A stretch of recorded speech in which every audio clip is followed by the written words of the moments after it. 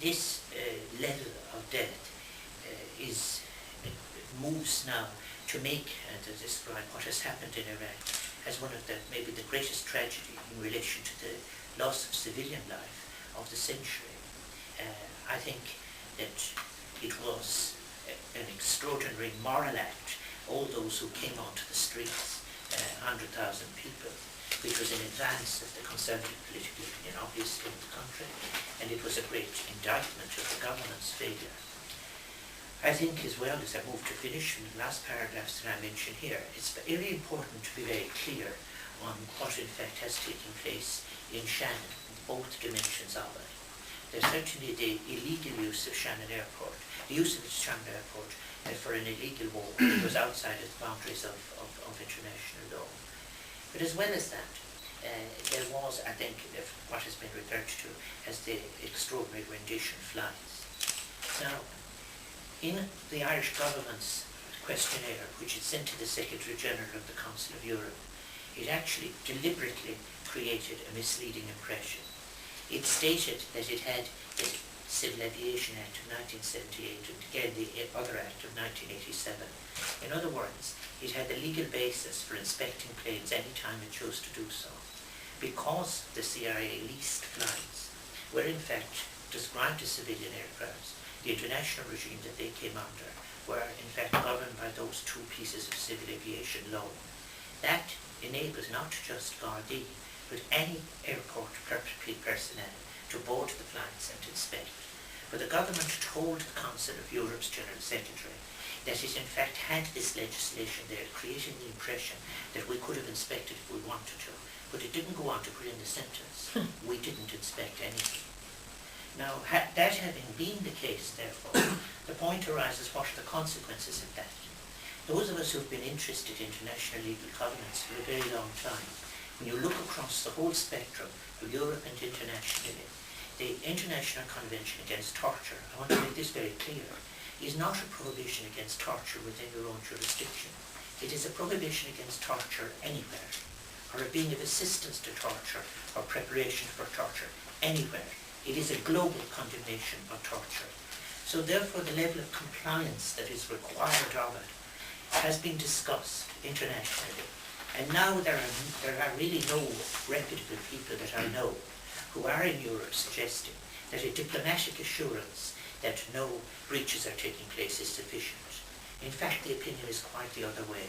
One government after another is coming to a conclusion, particularly after the investigation, and this will be assisted by the European Parliament debate, that in fact to give compliance you should have inspection. We'll then move to the last point which I want to make is this: it is suggested that to have required inspection would have been regarded as an unfriendly act with a country with whom we have friendly relations. You must really, if you want to be fair, turn that around the other way. It would have been a markedly unfriendly act to require of a country that it could not be in compliance with the international prohibition against torture. No friendly country in international relations could have denied the fact that in order to retain your reputation for respect for law, so you should have had inspections. Yes, we should have had inspections, and it is outrageous that we haven't. And then the very last point about it is in relation to opinion in the United States. Opinion in the United States, in the Senate and in the House of Representatives, is in fact moving in another way, and that is to try and move, if you like, the United States back within the family of nations that respects international law. So therefore there is a wide and growing opinion, civilian opinion, that is outraged. I want to conclude then by saying this, is that I believe that the Irish government, that international law is the basis for the resolution of crisis that arise. Reference has been made to Iran. It would be absolutely outrageous to suggest that military action could solve anything in relation to Iran. And I want to just take this opportunity of saying with my colleagues, my friends and colleagues in the peace movements, in the different sections of the peace movement, that we are now facing into a further issue that will be a defining issue for the peace movements all over the world in the next few months. And that is, again, one where the Irish government is refusing to act. And that is, the Irish government is one of 45 members of the Nuclear Suppliers Group. And it will within the next meeting, which will take place in Cape Town in April, the issue will be there as to whether or not we should facilitate the US-India nuclear agreement. And Ireland will be asked to choose between the Non-Nuclear Proliferation Treaty, of which it was an author and an early signatory, and assisting, if you like, the giving of nuclear assistance to India, which is 22 reactors, 14 of which are used for civilian purposes and 8 for military purposes. So once again we have to choose between international law and peace and militarism.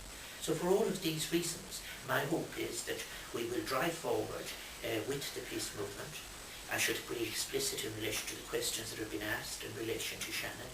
I think we should have inspections in Shannon. I think in addition to that, we should not have global military concessions. You could and should have, if you wanted to deal with famine or if you wanted to deal with humanitarian relief, you should be able to use the airport using, if you wanted, to Hercules aircraft. But that is entirely different from use for military purposes.